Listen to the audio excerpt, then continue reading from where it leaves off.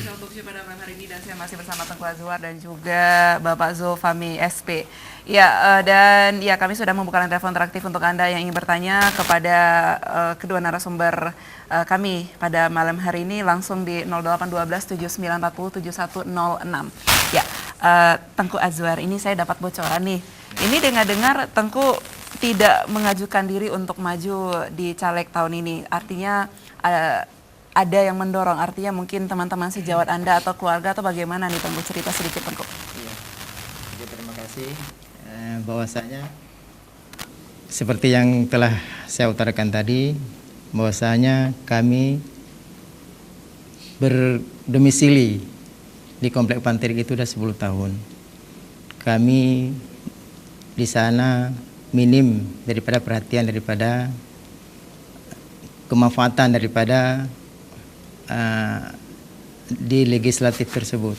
Sementara di sana itu banyak sekali manfaat-manfaatnya.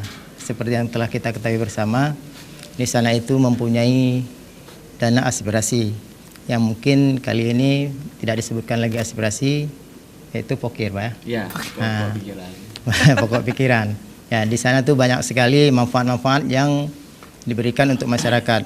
Sementara kami di situ minim, bahkan tidak ada sama sekali aspirasi yang diberikan kepada kami yang berdomisili di Komplek Kampung Panterik. Sehingga seperti yang saya jelaskan tadi, masyarakat sudah bosan dengan hal-hal yang tersebut, sehingga mereka bersepakat untuk bersama-sama menjadi, kali ini katanya harus menjadi pemain. Jadi tidak lagi menjadi penonton. Sehingga mereka berembuk, jadi terjadilah yang sedemikian rupa sehingga saya dicalonkan oleh masyarakat kampung untuk menjadi perwakilan mereka. Nah, sehingga dengan terjadinya hal tersebut, insya Allah mungkin kita mempunyai rezeki dan kita akan membawa pulang pokir ataupun aspirasi daripada yang ada di legislasi tersebut. Artinya ini naik ke legislatif kali ini modal nekat saja nih Tengku? Bukan modal nekat, ini memang modal kami. Nah, kami di sana mempunyai potensi. Kami di sana itu mempunyai potensi, yaitu DPT-nya 2.800 kurang sedikit. Sehingga kami mempunyai potensi. Kenapa potensi tersebut kita manfaatkan? Ya. Nah, artinya ini kan Anda ditunjuk oleh satu komplek mungkin seperti itu kurang lebih ya Tengku ya, untuk Anda ditunjuk menjadi perwakilan dari kami, begitu maksudnya. Nah, yang menjadi pertanyaan adalah sosok Anda ini semenarik apa sih sampai banyak teman-teman sejawat ataupun tetangga Anda ini langsung mengajukan diri Anda untuk ayo Pak Tengku, Anda harus maju. Sebenarnya saya ini bukan sosok lah yang ditokohkan di dalam masyarakat tersebut. Akan tetapi saya ini adalah aktivis masjid. Termasuk di dalamnya saya ini pembantu daripada Imam Masjid Ar-Rahman Komplek Kampung Panterik. Di sana saya berperan aktif sehingga sehingga saya di sana pun sosoknya diketahui dan dikenal orang. Sehingga dengan sosok dan dikenal orang tersebut, maka bisa dijual. Dengan saya dikenal, bisa dijual di masyarakat tersebut. Sehingga kita mendapat kepercayaan untuk kali ini untuk menjadi anggota legislatif, caleg daripada Partai PAN nomor urut 6. Nah, dan sejauh mana sosialisasi Anda ke masyarakat yang tadi Anda katakan bahwasanya selain juga menjadi pedagang ikan, Anda juga aktif di masjid. Nah, ini juga tentu sangat dekat sekali dengan masyarakat ya Tengku ya. Sejauh mana ataupun upaya apa saja yang sudah Anda lakukan untuk menjual diri? Oke. Seperti rekan kita bilang tadi menjual diri, tetapi kita punya tim. Kita punya tim, seluruh pemuda di Komplek Kampung Panterik itu merupakan tim daripada kita, karena mereka lah yang mendorong kita, sehingga mereka turun door to door untuk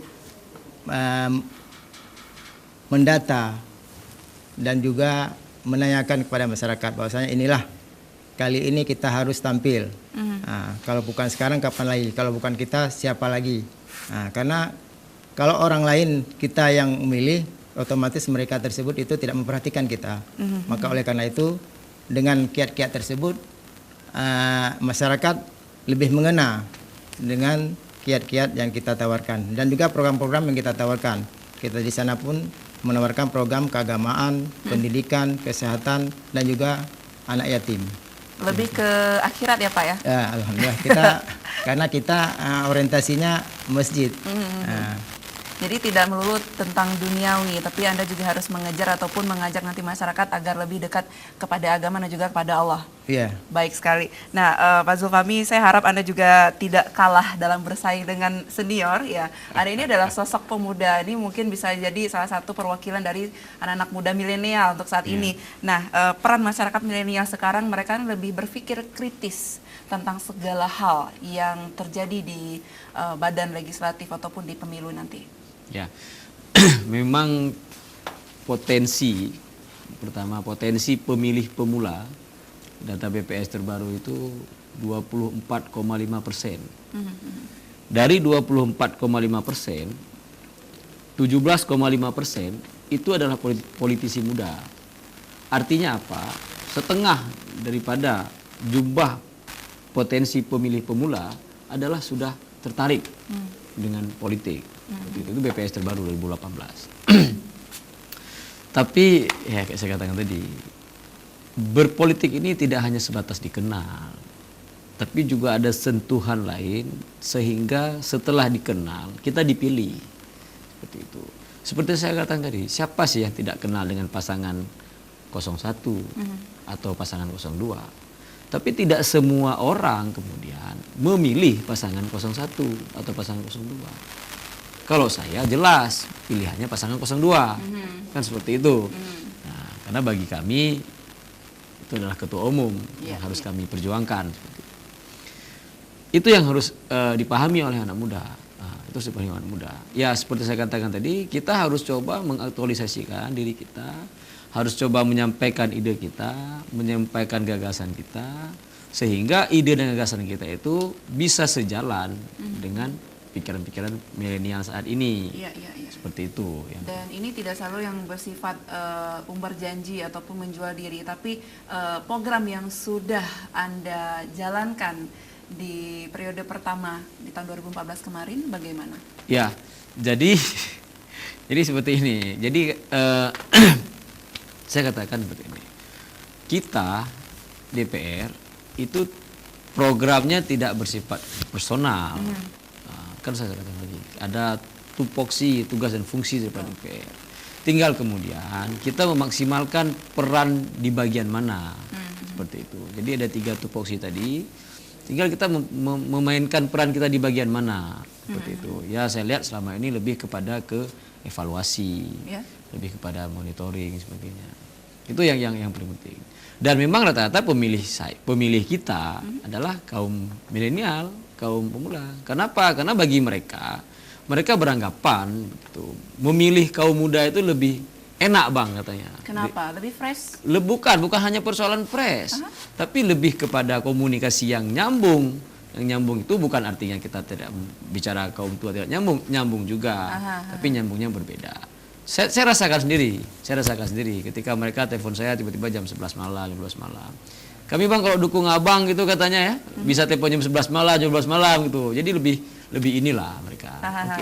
Lebih friendly, yang pasti lebih mereka friendly, lebih betul. dekat langsung ya. Betul. Jika ada keluhan dan juga masukan bisa langsung menelpon jam 1 malam juga oke. Jam 1 malam, oke. Itu ya oke. Saya seperti itu saya sampaikan. Bukan berarti mereka tidak bisa telepon yang caleg yang senior, bisa juga mereka telepon. Tinggal sekarang berani atau tidak mereka telepon. Saya rasa caleg yang senior juga nggak ada persoalan. Mereka juga akan bilang kami siap kok dek, nggak apa-apa gitu kan. Kami siap nak, kami juga boleh ditelepon kok jam 1 malam gitu. Benar. Artinya siapapun kita sebagai anggota DPR ataupun sebagai caleg bersedia ditelepon jam 1 malam, jam 2 malam.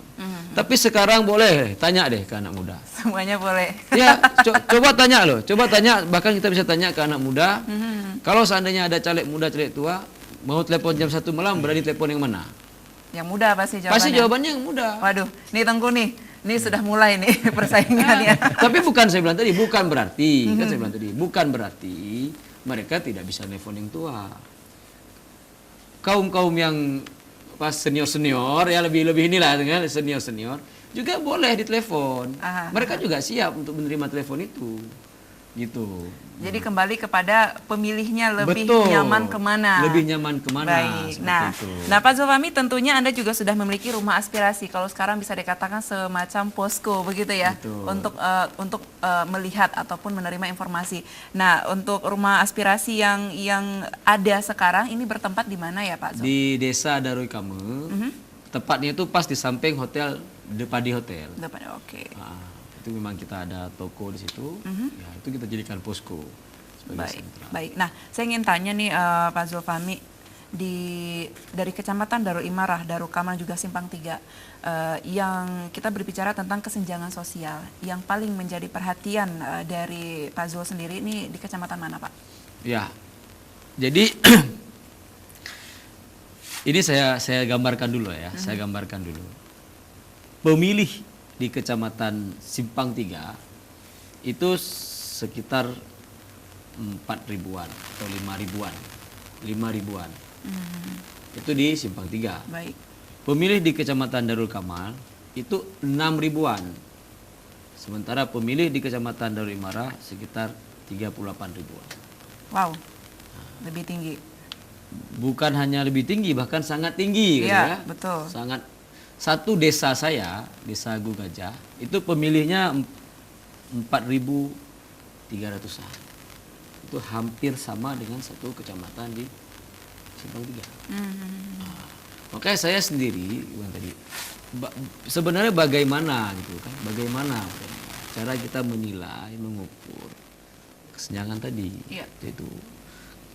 Kalau seandainya dibandingkan per kecamatan hewan tadi, mengukur tingkat proporsional sebuah pemilih yang 38.000 dibandingkan dengan pemilih yang hanya 5.000, kan Tidak fair. saya katakan tadi itu tadi ya masing-masing kita kan punya ini sendiri, punya cara sendiri.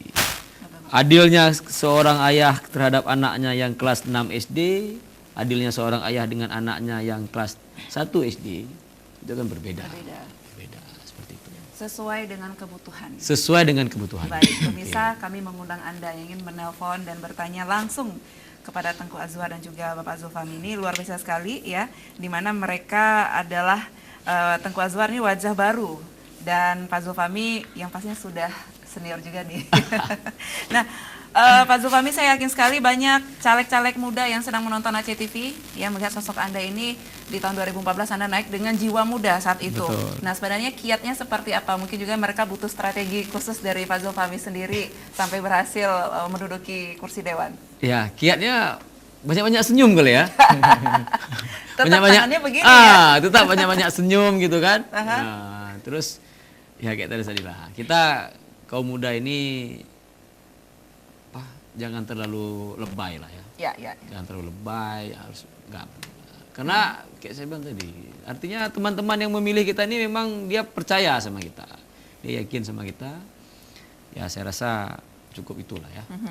Cukup smile aja untuk anak muda gitu ya. Mereka udah oke bang gitu.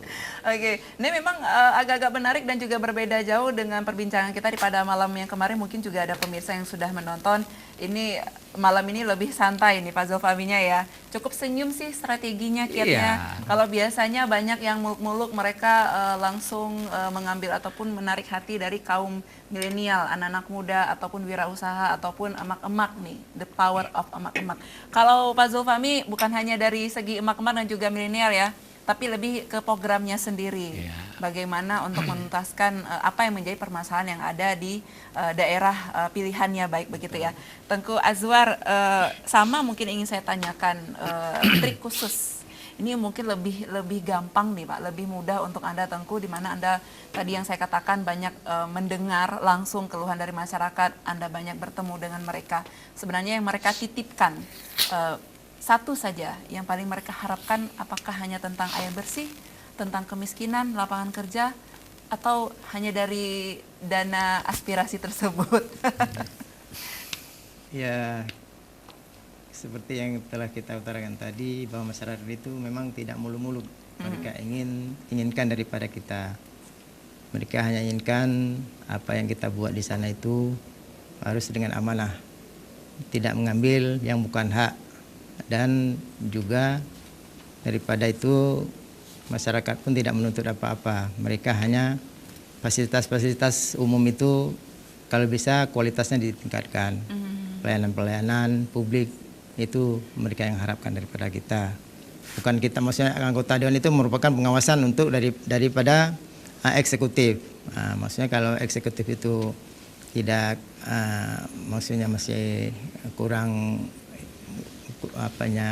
kerjanya kurang becus, makanya di legislatif inilah kita untuk mendorong mereka itu supaya menjadi lebih baik lagi. Jadi ketika Anda didorong oleh teman-teman untuk maju ke caleg kali ini, adakah penolakan dari diri Anda, Tengku? Ya, untuk pertama itu memang saya itu memang pertama sekali itu memang untuk ke partai ataupun ke caleg ini memang kurang menarik, karena itu bukanlah pakaian saya lah. Kita ini orang dagang maksudnya, karena itu kebersamaan daripada rekan-rekan yang ada di komplek dan di kampung. Makanya untuk kebersamaan oke lah. Saya mengatakan bahwa secara finansial pun saya tidak ada, karena untuk kebersamaan oke lah. Kita kali ini harus kita bangun kebersamaan untuk komplek kita.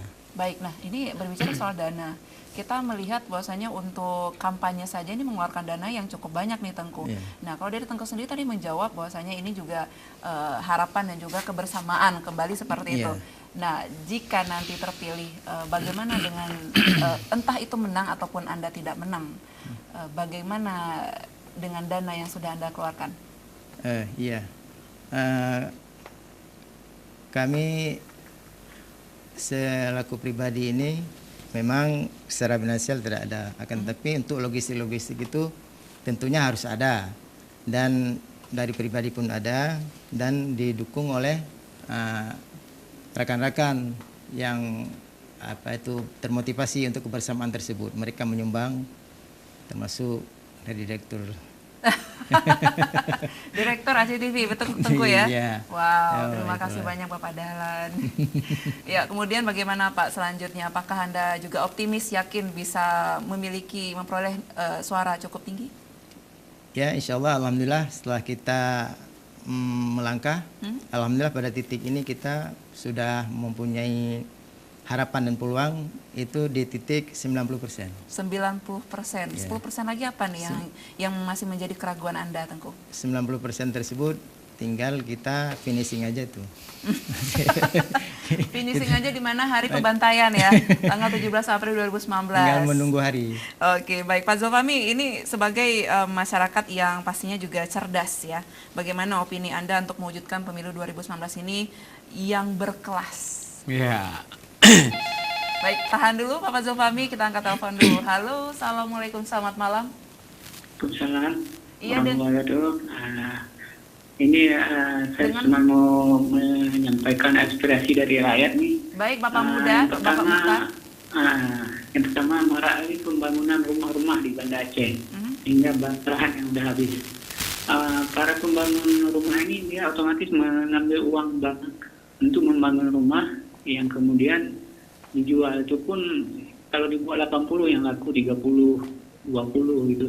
Lama-lama yang nggak laku, uang bertambah, lama-lama kena bunga, lama-lama terpaksa harus jual ke orang asing mungkin untuk menutupi Baik, Pak Mukhtar.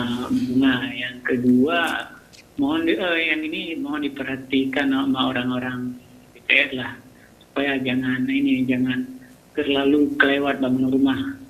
Yang kedua, ini mengenai para orang becak juga, dengan kehadiran mobil-mobil murah atau bus yang gratis itu orang becak jadi kurang pendapatan. Apa solusi buat para caleg ini? Baik. Kemudian yang ketiga, mengenai yang membuat masyarakat khawatir itu mengenai kebanyakan pejabat sekarang itu, kalau untuk Aceh kalau bisa dijabat oleh para yang muslim gitu, pada jabatan-jabatan kayak kepala dinas PU, kepala dinas lain gitu. Bisa dicari solusi oleh anggota DPR gitu. Itu aja. Assalamualaikum warahmatullahi wabarakatuh. Waalaikumsalam. Baik, terima kasih Bapak Mukhtar Dilkaring. Mungkin bisa saya jawab di pertanyaan pembangunan rumah ini lebih ke kontraktor, mungkin begitu ya Pak Zulfahmi ya? Atau bagaimana? Anda juga punya tanggapan lain seputar pembangunan rumah ini, katanya tidak boleh melebihi atau nanti harganya bagaimana nih Pak Zulfahmi, silakan. Ya, saya mungkin kurang ini ya. Tapi mungkin yang saya pahami itu maksud Bapak itu developernya. Developer. Dan memang kan kita kan juga sudah ada standar satuan harga. Standar satuan harga itu bisa kita jadikan pegangan tentang harga-harga rumah. Gitu. Kemudian kan nilai ataupun harga tanah itu kan berbeda. Betul, sesuai dengan lokasi. Sesuai dengan lokasi. Baik. Jadi ada harga, ada barang, begitu ya? Ya, lebih ke inilah ya. Ya. Nah, kalau Tengku Azwar ini suara Bang Becak. Ya, mungkin ini masih dalam ruang lingkup di Baitur Rahman juga Kecamatan Lumbatan nih Tengku ya. Iya. Ini masih juga menjadi dilema di mana ya mungkin bisa dijadikan agar lebih didengar suaranya, ya, diperhatikan perekonomiannya, atau bagaimana, silakan Tengku tanggapannya. Masalah ini menyangkut transportasi. Kalau menurut transportasi itu memang udah zaman sudah berubah. Yang kemarin itu masih di nasional pun sebegitu juga kejadiannya, kasusnya segitu juga. Terjadinya gap di antara yang modern ini yang memakai aplikasi dengan yang tidak memakai aplikasi. Sehingga solusinya itu harus kita duduk bersama dengan eksekutif, bagaimana caranya supaya tidak terjadi benturan-benturan. Apakah juga nanti ketika Anda duduk di bangku parlemen, ya di bangku dewan, Anda bisa menjawab keluhan dari abang becak, ataupun Anda bisa menjamin untuk pekerjaan mereka tetap ada begitu? Kalau untuk menjamin itu mungkin tidak bisa. Tapi untuk kita memfasilitasi itu bisa. Itu kemungkinannya peluangnya lebih besar. Nanti demi kan itu juga masyarakat kita. Betul. Sehingga dengan kita musyawarah itu terjalin komunikasi sehingga semua dapat terakomodasi. Baik, catat Pak Mukhtar ya. Ini jadi nanti kalau Tengku Azwarnya lolos menjadi anggota dewan, Anda bisa langsung ya difasilitasi begitu ya Tengku ya. Baik, Pak Zulfahmi tadi menjawab tentang bagaimana untuk menciptakan pemilu cerdas dan juga berkelas. Ya. Jadi bagaimana kita melahirkan ataupun menciptakan pemilu berkelas ya dan cerdas. Ya, pasti dari kita harus mencontohkan, memberikan pemahaman cara pada masyarakat, jangan mudah tergoda oleh peng setuh ribe, money politik. Baik gara-gara tertuh ribe, tapi pilih hurungnya. Ya, gara-gara sembako juga ya. Ya, jangan gara-gara sembako. Siapa yang pilih dulu? Cocok, tapi pilih hurungnya. Kan? Jangan seperti itu. Yang namanya berkelas itu ya kita memilih karena idenya, kita memilih karena gagasannya, karena programnya. Itu yang membuat kita itu berkelas. Seperti itu. Ya. Nah, kalau pendapat Anda tentang serangan fajar, seperti apa Pak Zulfahmi? Money politik sudah, bagi-bagi sembako iya, tapi tiba-tiba sebelum masa-masa tenang ya, ada serangan fajar ini, bagaimana yang seharusnya menjadi sosok dari pelopor, salah satu pelopor di Partai Gerindra?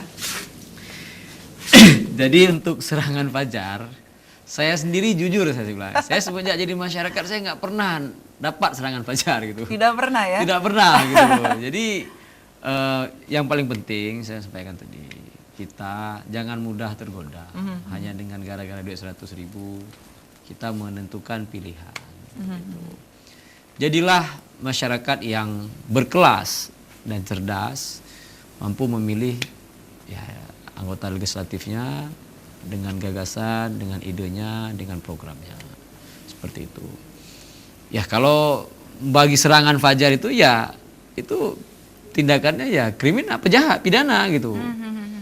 Dari hukum negara saja itu sudah tidak boleh. Ya, ada di undang-undangnya. Ada begitu di ya? undang-undangnya seperti itu. Jadi itu sudah jelas tidak boleh.